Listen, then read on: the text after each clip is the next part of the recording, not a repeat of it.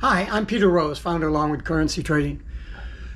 I'd like to chat with you today a little bit about the fact that Forex trading is big business. It's just not your $500 or your $1,000. You have to think in terms of business, which I don't think a lot of traders do. And that could very well be why you're taking risks that you can't write the check for.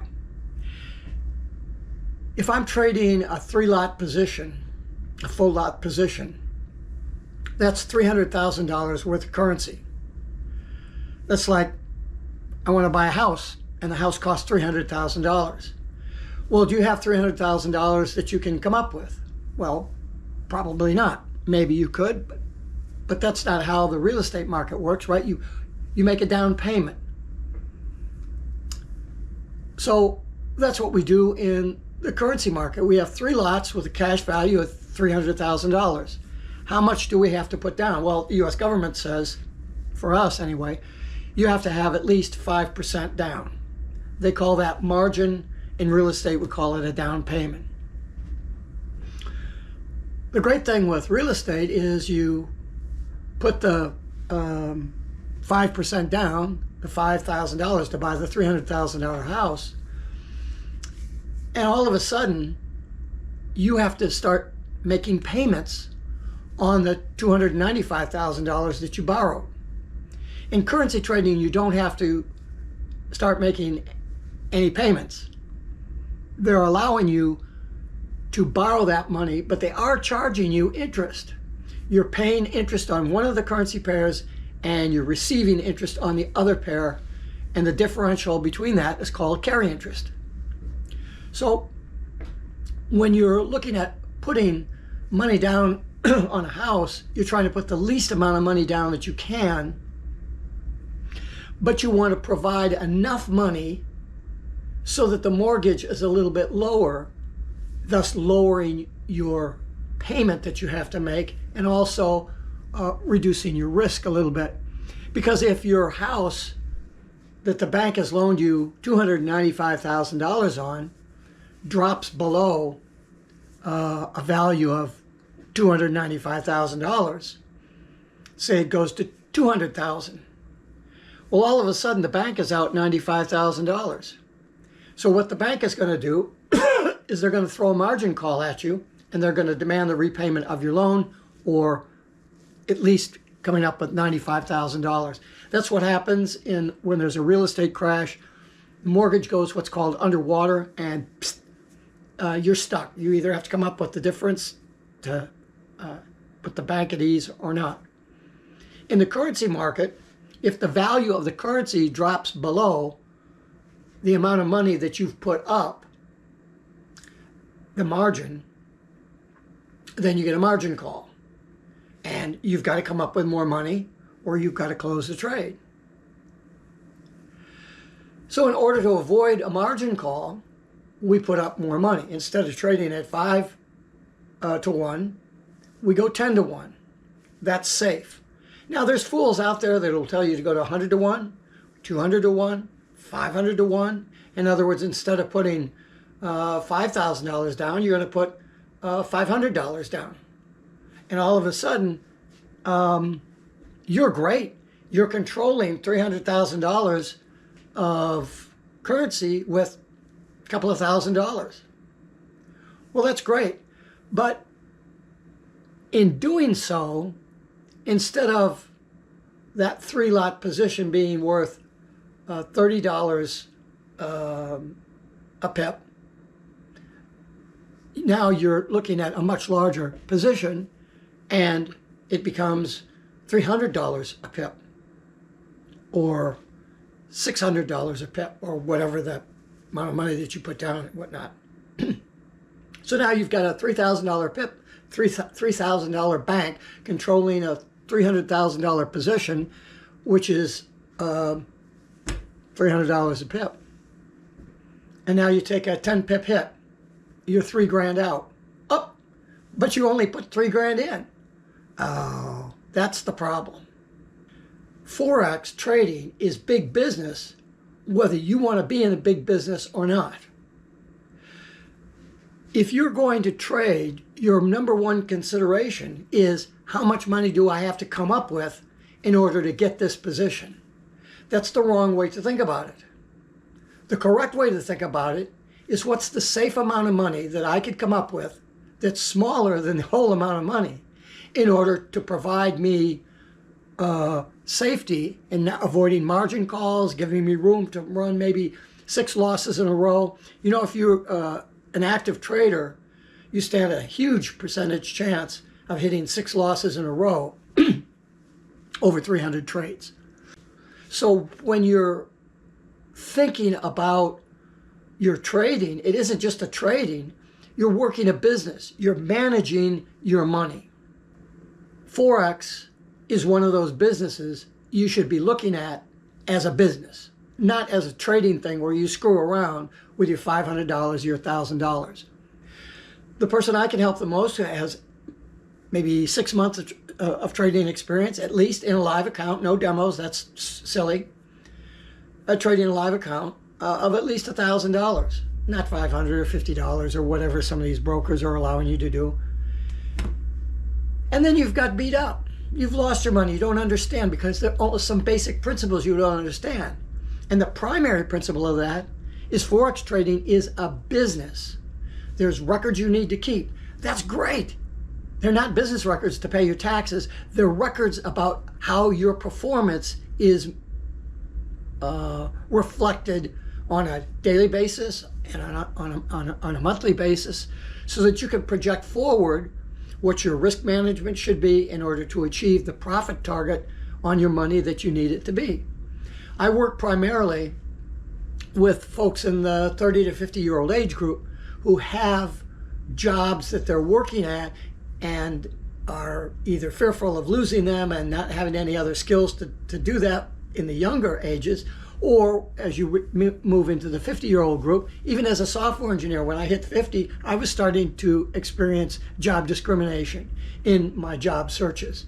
Now, I was good enough in the specific niche ability field that I had that I was able to continue to get jobs into my 60s.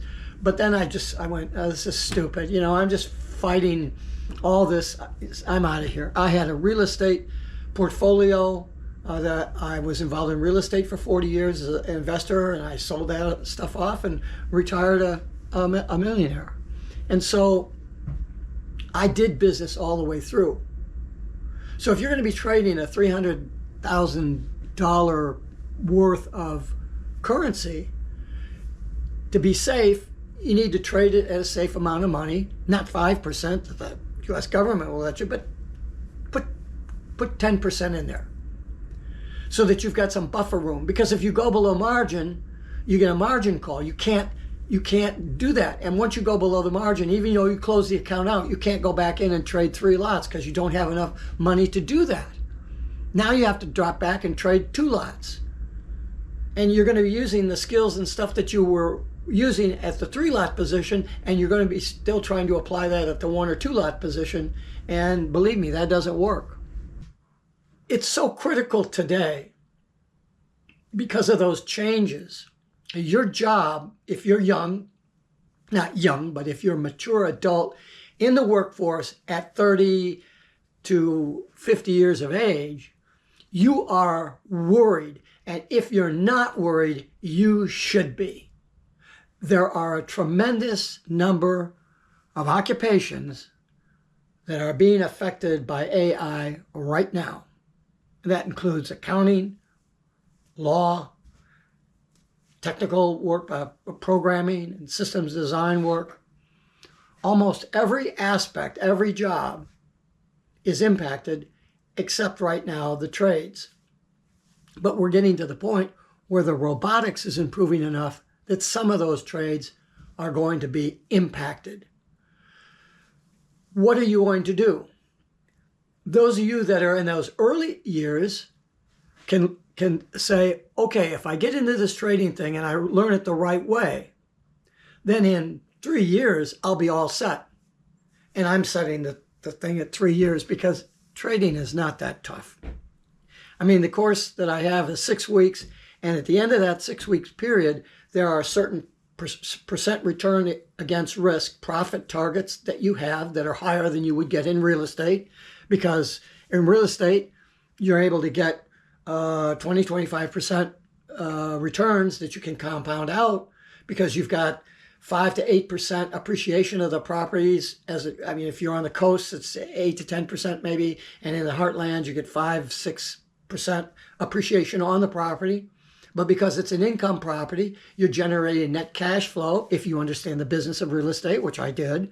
And so you're adding that net cash flow as part of the profit return from your 10% down investment or your 30% down investment. If you're doing commercial, you're going to put 30% down. If you're doing residential, 4 doors and under, you probably find some 20% money. So you return on that for all your work and everything, and I had multiple buildings going at the same time. It's a lot of work and a lot of risk, and so you're paid for that at 20 or 25%. I bought a building back in the I think it was the late 1970s for $73,000, a 4-unit apartment building, and I sold it about 5 years ago for $600,000. So it's fine to work your job and make $100,000 or $150,000 a year, but you're going to Disney World and you're going out to dinner to eat and you're buying the fancy Jeep that you're paying $700 a month on your lease payment, and you get all these expenses and stuff. And so you go through a 10 or 20 year period. If you're disciplined, you've put some money into a 401k, but you're limited. You've only put, what is it now, $20,000 or something like that. You put into a 401k. So you're maxed out there. And because you're in a diversified portfolio, you can't expect more than a 8% return against all that money. And, maybe 12, but you're really risking, in the last economic crisis, the Standard & Poor's index dropped 69%. So if you happen to be in a heavily weighted equity 401k and you don't know when to leave, you suffered probably a 50 or 60% drop, 40% drop in your 401k. Or your IRA, or whatever your savings are. So not only is the jobs at risk, but also all of the savings accounts that you have. What skill do you have that you could do? If you have a skill of knitting caps and you live in a cold environment, you can sell caps.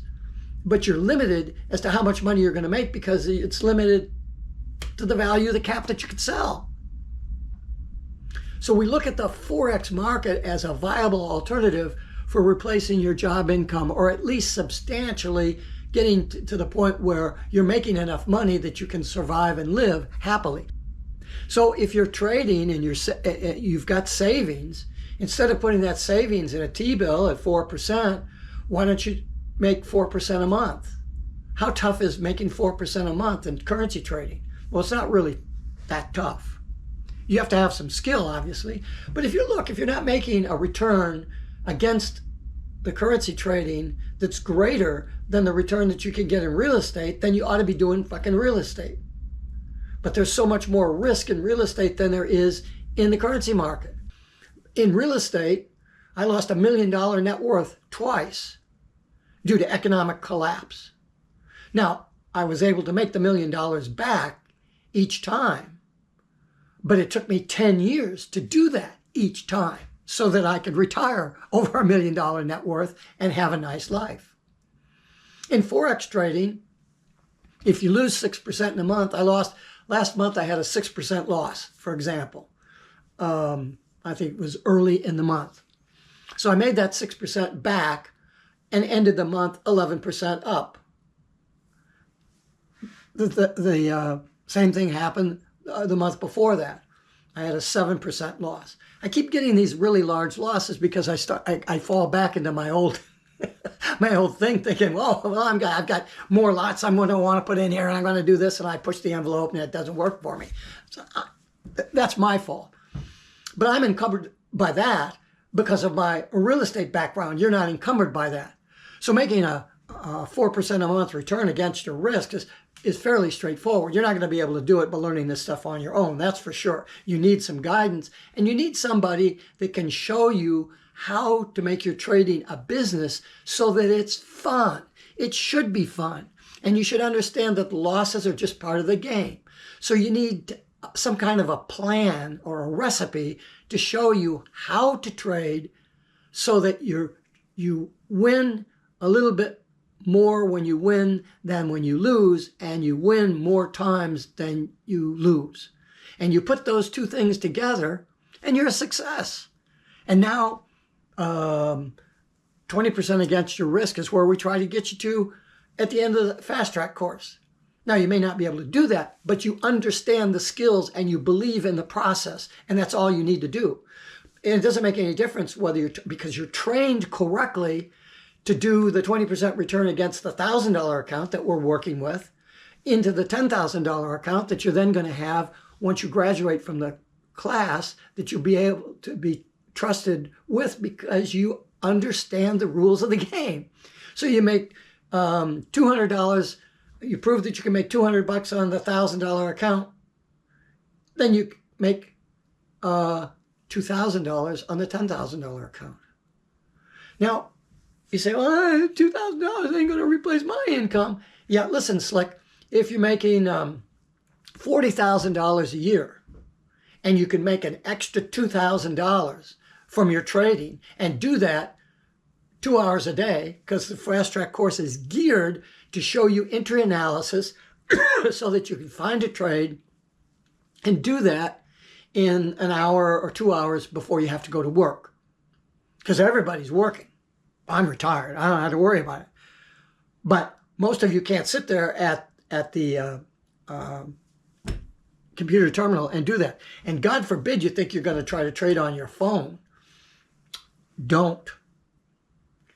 But when you have a path of instruction that shows you and gives you the confidence that you could trade an hour, 2 hours a day, and at the end of that time, you're on track at that 20% level with a 60-40 win to loss, I mean, it doesn't get any better than that.